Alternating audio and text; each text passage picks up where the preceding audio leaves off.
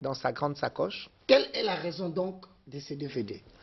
Ben, ces DVD, en fait, c'est laisser un héritage aux gens de ta génération. Tout à fait. Donc, la personne qui va prendre, par exemple, le DVD qui est dans la grande mallette, Même 10 ans plus tard. dans la grande mallette, Ouais. d'accord, va pouvoir voir le DVD marqué échec. Waouh, fantastique. Alors, tu vas l'offrir. Mais alors, à ce moment-là, les DVD qu'on va avoir maintenant, Oui. tu l'offres à qui, Jean-Claude? Alors, il y a des pasteurs qui te suivent à la oui, maison quand même. alors j'espère que... le pasteur qui nous suit à la maison. Hein? Alors, ce DVD, Ça parle de quoi? ce DVD, c'est le DVD sur l'échec. Si, mesdames et messieurs, ça c'est très important, veuillez le noter. Lorsque tu es dans ta raison d'être, tu ne forces pas les choses. Tu seras comblé de joie et de paix. Oui. Tu excelles sans fournir beaucoup d'efforts. Bien sûr. Et ce qui était important, mesdames et messieurs, il va le expliquer. Ce qui est pour les autres un champ de bataille, pour toi, c'est un terrain d'entraînement. Qu'est-ce que tu voulais dire par là, Jean? Ben, Roger Baka, quand tu es dans ta raison, quand tu es dans ta raison d'être, Roger Baka, tu ne forces pas. Les choses sont fluides, les choses sont simples, les mots glissent. Roger Baka, quand on regarde Moringa Talk Show, on dit cette émission, on est emballé, on est dedans. Prenons Messi. Tout à fait. D'accord? C'est un joueur de football, pour parler football. Messi, c'est un joueur de football. Ce garçon, même couché par terre, il te mettra un but. Comme pour dire que le ballon entre ses pieds, la destination, c'est le poteau. Il te mettrait un but, non, mieux encore. Mieux encore. Chez les Camerounais, ils disent Nzolo. Nzolo. Entre les jambes, chez les Congolais, ils disent Chobo. Chobo, voilà. Donc, alors, il est capable. Il y a une magie oui. qui s'opère entre la personne et l'œuvre. Oui. Symbiose. Roger Baka, je peux te dire que cette personne, quand tu es dans ta raison d'être, Roger Baka, tout ce que tu touches, tout ce que tu fais dans ta discipline, tu le fais avec tellement d'aisance et de déconcertation. Là où les gens trouvent des difficultés, toi, c'est dans la facilité. C'est facile pour toi. C'est pour ça qu'on dit ton terrain d'entraînement. Et tu le fais avec beaucoup de passion. Est un champ de bataille pour les autres. Là où les gens peinent. Ils ont du mal. Même après avoir fait des facultés et des facultés. C'est pour ça qu'on nous a donné une formation sur la raison d'être. Chaque personne, chaque enfant de Dieu, avant de se lancer dans quelque chose, doit se poser la question, suis-je dans ma raison d'être? Ah mais Jean-Claude, mais la fluidité de parler, la facilité de convaincre ceux qui viennent te voir, la facilité d'expliquer le produit, la manipulation facile de tous les domaines et de plusieurs variétés de produits par Jean-Claude Roger. Je me pose la question. As-tu trouvé ta raison d'être ou ça fait longtemps? Roger Baka, il y a longtemps que j'ai découvert ma raison d'être et je l'ai confortée avec ma formation éco-surienne. Tout à fait. Qui m'a permis de savoir que j'étais pile poil, comme tu dis souvent. Tout à fait. Quand je te le dis. J'aime bien cette expression. Dans ma raison d'être. Ange Trésor, c'est d'apporter aux enfants de Dieu des révélations, des nouveautés et des innovations. Voilà. Et puis vous avez dit qu'on doit recommencer, surtout lorsqu'on a connu 2 échecs. Vous avez écrit, si vous avez dit, voici les étapes à suivre pour recommencer après un échec. Il y en a 4. Je pense que Ange Trésor va nous citer un à un. Mesdames et messieurs, je voulais dire une après une, parce que ce sont des étapes. Des étapes, oui. Notez s'il vous plaît, sinon nous avons raté le départ encore aujourd'hui. Non, Roger. Sinon, ils vont répéter les mêmes erreurs. Tout à fait. Ils vont répéter les mêmes erreurs. Et à chaque étape, je vais disséquer et vous expliquer ce qui se passe. Donc, mesdames et messieurs, voici le moment venu pour vous d'éviter la répétition des erreurs dans la vie et des échecs. Ange Trésor. La première étape, vous avez dit accepter la responsabilité de votre propre échec et arrêter de blâmer les autres. Tout à fait. Accepter la responsabilité de votre propre échec et arrêter de blâmer les autres. Vous remarquerez que 2 collègues qui sont dans un bureau, d'accord? Oui. On leur a transmis un dossier. Que le dossier n'arrive pas à la conclusion. Le collègue dit toujours, ce n'est pas moi, c'est l'autre. C'est toujours ça. Les gens, sur le plan marital, quand il y a un échec du couple, ce n'est pas moi, c'est l'autre. C'est l'autre. Oui. Un commerçant qui nous écoute aujourd'hui, quand il n'arrive pas à boucler sa fin du mois, il dira toujours, ce n'est pas moi, c'est la conjoncture. C'est la conjoncture, oui. Alors qu'en fait, les grandes entreprises, en Europe et de par le monde, quand ils sentent une baisse de fréquentation, il crée un truc qui s'appelle la promotion. Ok, pour évacuer les produits. Pour évacuer, déstocker. Tout à fait. Et récupérer leur investissement. Tout à fait. C'est ça qu'on appelle le management. Un vrai leader est quelqu'un qui a une vision. Un vrai leader est quelqu'un qui anticipe. Si vous échouez dans vos affaires, ce n'est pas la faute de la conjoncture. Ça, c'est professionnellement parlant. Oui, ce n'est pas la faute de la conjoncture, c'est que vous n'avez pas anticipé ce moment-là. C'est que vous n'avez pas prévu également, d'accord, les pare-feux, comme on dit. Si dans votre couple, vous avez connu un échec, ne dites pas c'est la faute de ma femme ou c'est la faute de mon mari, c'est aussi votre responsabilité. C'est la première étape, hein? Oui, reconnaître que je suis responsable. Je suis responsable. Et que j'arrête de blâmer l'autre. Oui. Bon, allons dans la négativité. J'aime toujours avant qu'Ange prenne. Oui. Donc, si vous n'acceptez pas votre responsabilité de votre échec, en d'autres termes, vous n'arrêtez pas de blâmer l'autre, vous ne recommencerez jamais après cet échec. Vous allez connaître encore d'autres échecs. Vous allez connaître encore d'autres échecs. C'est la raison pour laquelle, prenons un exemple. Oui. Les gens, bon, beaucoup d'hommes aiment le football. Maman, excusez-moi, mais je vais revenir sur vous tout à l'heure. Vous prenez un club de football, dès que le club ne marque pas de but, on vire... C'est le coach. On vire l'entraîneur, direct. L'entraîneur est parti parce que c'est mauvais... Il ne sait plus rien faire. Non, parce qu'en fait, c'est que l'entraîneur, en fait, c'est lui qui a choisi de positionner les joueurs. Tout à fait. Il a mis un gaucher à la place du droitier. Donc le but ne rentre pas. Alors, c'est le coach. Il a été nul dans son classement. Il a été nul dans sa stratégie de jeu. Il ne faut pas dire que c'est le joueur, c'est l'entraîneur. Le joueur n'est là que pour exécuter la tactique de jeu de l'entraîneur. C'est la raison pour laquelle déjà l'entraîneur, c'est ma faute, je m'en vais. Il faut qu'il démissionne. Ok. Un patron d'entreprise qui à un moment donné est en difficulté, on vire le manager.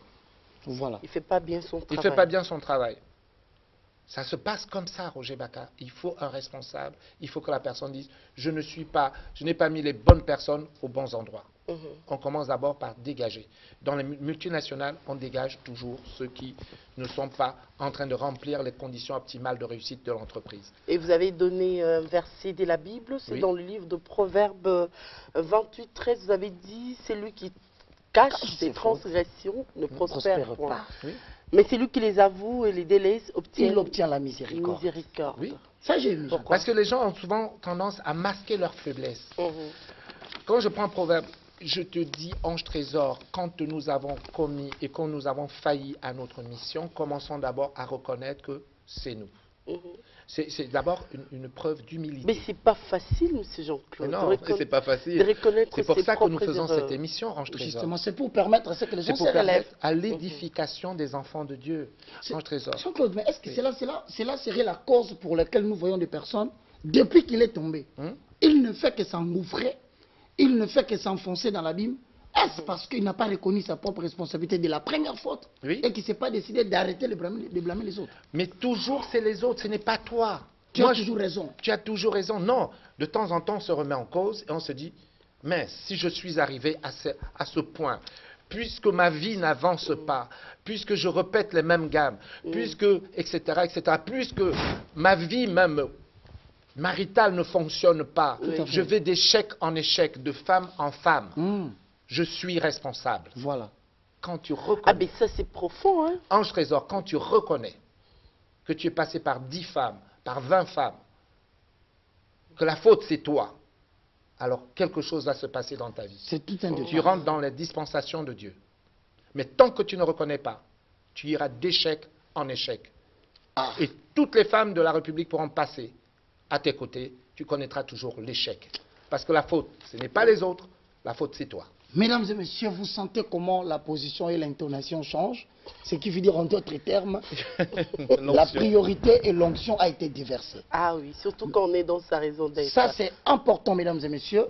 C'est là autant pour nous qui sommes sur ce plateau que pour vous qui nous suivez à partir de la maison, si vous avez noté. Mais deuxièmement, pour recommencer après l'échec, ce qui arrive à tout le monde, en trésor c'est quoi? Vous avez dit, reconnaissez les avantages de l'échec.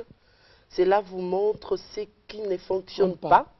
Thomas Edison a dit, ne l'appelez pas échec, appelez-le éducation. Pourquoi Jean-Claude? Ange Trésor, recommence. Voilà. Reconnaissez les avantages de l'échec.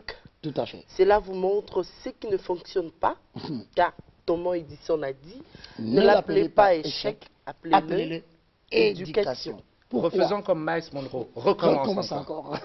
Mais c'est très important parce que les amis notent. Hein. Ah oui, hein. Ah oui, on y va, Ange Trésor. Vous avez dit, reconnaissez les avantages de l'échec. Cela vous montre ce qui ne fonctionne pas. Thomas Edison a dit, ne l'appelez pas échec, appelez-le éducation. Pourquoi Jean-Claude Roger? On tire des enseignements des échecs. Bon? On tire des enseignements des échecs. L'échec doit t'édifier. L'échec doit te permettre de pouvoir voir, comme dans un miroir, ce que tu as posé comme acte. Pourquoi ça a échoué? Pourquoi ça a capoté? L'éducation. Quand on dit éducation, c'est quoi? C'est un enseignement. Oui, oui. Cet enseignement, c'est-à-dire on va faire des réglages. L'aiguisement. L'aiguisement. La formation. La formation. L'aiguisement. Les fondements. Les fondations souveraines. Les fondations souveraines. Ange Trésor, la personne qui n'est pas passée par les échecs, je crains le pire pour cette personne. Pourquoi tu dis ça? Toi, tu es spécialiste en comportement. La personne qui n'a pas connu l'échec, le jour où il connaîtra l'échec, il va se suicider. Ah bon? Il est capable de se suicider, de mettre fin à sa vie. L'échec, c'est formateur également, Roger Baka. Oui, Jean-Claude. L'échec, c'est une grande école. Si vous êtes passé par là, dites merci. Parce que ça vous prépare à quelque chose de plus grand. Si vous êtes descendu tellement bas, vous n'irez pas plus bas, Roger Baka. Dites-vous bien que vous êtes en train de préparer votre remontée. Ne restez pas par terre quand vous êtes tombé. Moi, j'ai vu des gens, Roger Baka, oui, Jean-Claude, repartir à zéro. Mais repartir à zéro en se remettant en cause. Oui. Remets-toi en cause. Pose-toi la question, pourquoi j'ai échoué tant de fois? Quelque part, quelque chose ne marche pas bien avec moi. Ne marche pas bien chez moi. Chez moi. C'est vous.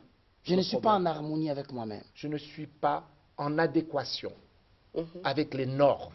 Tout à fait. Il y a des règles. Soit ma façon de parler. Ma façon d'être. Soit ma façon de répondre. Ma façon de me comporter. Tout à fait. Ma façon de regarder les gens avec le mépris. Mais le monde serait plus parfait. Hein, si non, Roger Baka, je vais t'expliquer. Pourquoi les gens aiment cette émission, Roger Baka? À un moment donné, nous partons comme ça. Là, on comme est en extase déjà. Ouais. On est en lévitation. En lévitation. En sustentation. D'accord. À l'apaisanteur. Roger Baka. Maintenant, tu parles comme Jean-Claude Roger. Vas-y, Jean-Claude, je ne vais pas te faire sortir de l'onction. Tu es dans l'onction, Jean-Claude. J'étais dans le truc, tu m'as fait revenir. Je te fais rentrer. C'est pas bien. Pourquoi les gens aiment l'émission? Parce que Roger Baka, à un moment donné, il se retrouve dedans. Tout à fait. Ils se retrouvent dans cette émission, ils se disent, voilà, enfin, quelque chose. Ils s'identifient par rapport à cette émission, Roger Baka. Nous ne faisons pas une émission pour nous faire plaisir, nous faisons une émission pour enrichir au niveau comportemental les autres aussi. Tout à fait. Nous partageons notre expérience, Roger Baka. Je mets à plat et on dissèque. Alors, nous sommes toujours dans notre deuxième étape. Vous avez dit, si tout ce que vous avez fait était un succès bluissant, oui, personne. Alors personne ne vivrait avec vous. Non. Cela vous entraîne à évaluer un des moyens pour réfléchir à la direction de vos vies. Oui, c'est bien ça. Si tu ne fais que des choses éblouissantes.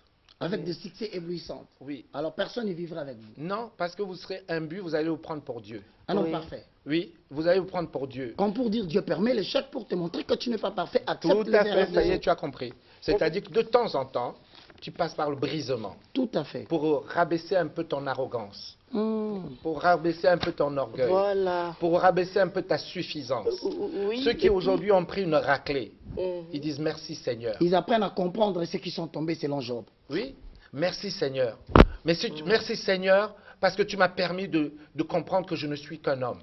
Claude, donc il y a des choses qu'on ne peut comprendre que lorsqu'on a échoué. Hein. Bien sûr, ça te ramène sur terre. Alors, il y a des gens qui sont allés de suffisance en suffisance. Ils ne comprennent pas les manques. Non. Et quand tu es passé, excuse-moi, je te repasse la balle, et quand tu es passé par l'échec, tu commences à te dire, je ne suis qu'un homme. Voilà. Je ne suis qu'un homme. Ça te rappelle que tu n'es qu'un homme. Tu n'es pas Dieu.